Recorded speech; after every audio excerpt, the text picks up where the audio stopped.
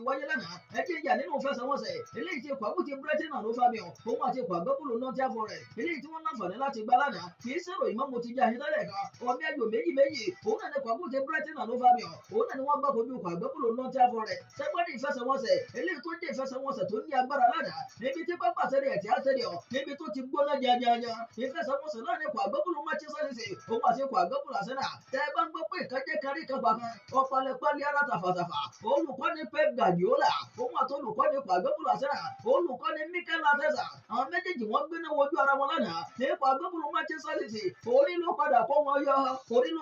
lọ́wọ́ ikọ̀ àgbẹ̀bọ̀lù Arsenal lánàá ní ikọ̀ àgbẹ̀bọ̀lù Arsenal òkèta òun náà ni wọ́n lọ lánàá àmọ́ ikọ̀ àgbẹ̀bọ̀lù Arsenal wọ́n yà lẹ́jọ́ ọ̀rà wọ́n yà mọ́ ikọ̀ àgbẹ̀bọ̀lù Manchester City lọ́wọ́ àmì ayò méjì òun náà ni ikọ̀ àgbẹ̀bọ̀lù Arsenal òun náà ni wọ́n fi padà ta òun náà ni wọ́n padà ta kojú ikọ̀ àgbẹ̀bọ̀lù Manchester City ìyẹn ńlá náà òde yìí àwọn òun gan ni wọ́n mì àwọn ìyẹn níbi ìfẹsẹ̀wọnsẹ̀ tàná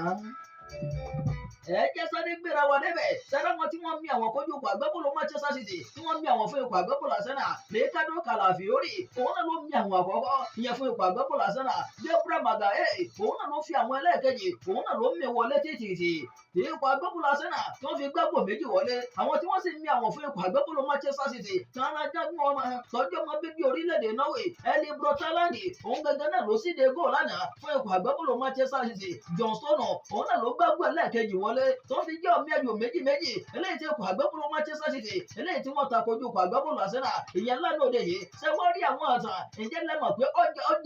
ọjẹyọ ìyẹn níbi ìfẹsẹ̀wọnsẹ̀ tàná ṣé wọ́n rí àwọn ọ̀tàn tó jẹyọ yẹn bó ṣe ń padà bọ̀ wá bẹ̀ àmọ́ tá a bá ní ká worí tábìlì báyìí ikọ̀ àgbẹ̀bọ̀lù Manchester City ló wà lókè téńté wọ́n ti ní 13 point ikọ̀ Liverpool ló wà ní ipò ẹlẹ́ẹ̀kejì 12 point ní Aston Villa ló wà ní ipò ẹlẹ́ẹ̀kẹta 12 point ikọ̀ àgbẹ̀bọ̀lù Arsenal àwọn ti bára wọn ní ipò ẹlẹ́ẹ̀kẹrin báyìí 11 point ni wọ́n wà ikọ̀ àgbẹ̀bọ̀lù Chelsea àwọn ni wọ́n wà ní ipò ẹlẹ́ẹ̀karùn-ún 10 point ní Newcastle United ló wà ní ipò ẹlẹ́ẹ̀kẹfà ikọ̀ àgbẹ̀bọ̀lù Brighton and Hove Albion ipò ẹlẹ́ẹ̀keje Nottingham Forest ipò kẹjọ ikọ̀ Fulham ló wà ní ipò ẹlẹ́ẹ̀kẹsàn-án ikọ̀ àgbẹ̀bọ̀lù Tottenham ló wà ní ipò ẹlẹ́ẹ̀kẹwàá sẹ̀wọ́dẹ́ ni tó wà ní ipò ẹlẹ́ẹ̀kọkànlá ikọ̀ àgbẹ̀bọ̀lù Manchester United nílẹ̀ ǹjẹ́ lẹ́mọ̀ pé kò méje àbí àmì méje ọjàre òun náà ni wọ́n fi wà ní ipò keje ipò kọkànlá ìyẹn lórí tábìlì 7 point péré òun náà ni wọ́n tún ní síbẹ̀síbẹ̀ àwọn náà sì tún ní àbúrò àwọn tí wọ́n wà ní ọwọ́ ìsàlẹ̀ ikọ̀ àgbẹ̀bọ̀lù Southampton ikọ̀ Everton àwọn àti ikọ̀ àbútí wo fati wọn rà ẹni tó ṣe mí àwọn jù báyìí nínú líìgì ilẹ̀ Gẹ̀ẹ́sì ó yẹ ká tí mọ̀ Eli Brotaland ní ògbóǹtarìgì agbábọ́ọ̀lù lọ́wọ́ iwájú nínú ikọ̀ àgbẹ̀bọ̀lù Manchester City